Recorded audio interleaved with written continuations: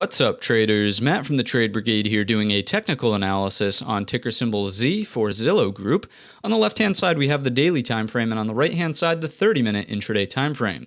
First things first, in the post-market, they are going to give us an earnings announcement. So let's go ahead and flip on the extended hours session, see if there's some expected volatility, and absolutely, right? So definitely going to be opening on, or likely going to be opening on a gap down for tomorrow's session, which is going to put into play kind of our gap rules. So the first thing I would do is note where the overnight low is. And let's just say that the projected open will be here. Let's just call it $81 for round number's sake. Good. Let's turn that back off, flip over to the daily time frame chart, and talk in terms of scenarios. Let me adjust this so you can see those numbers. A little more scrunch. There we go.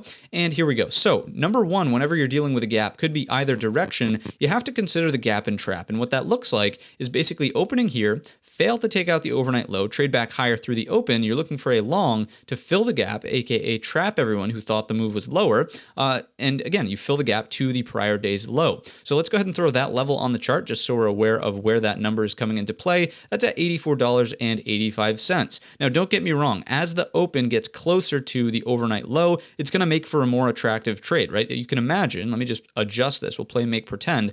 If the open is closer, what have we just done? We've essentially reduced our risk, right? So if we do something like this and there's the move higher, risk is lower. Stop loss goes under the low of day or overnight low, whichever you prefer.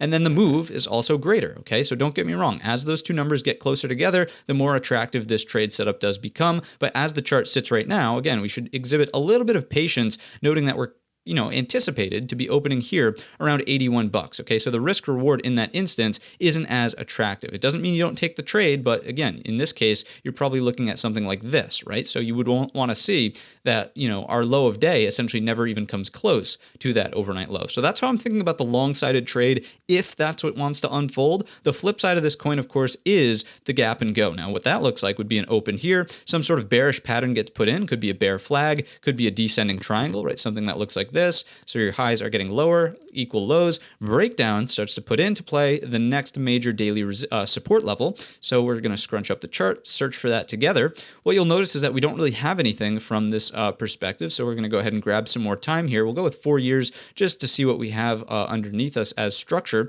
Zooming in and sort of finding where that's going to be. So we're underneath 77 as the next support. Basically, and it might be hard to see, so let me zoom in on this.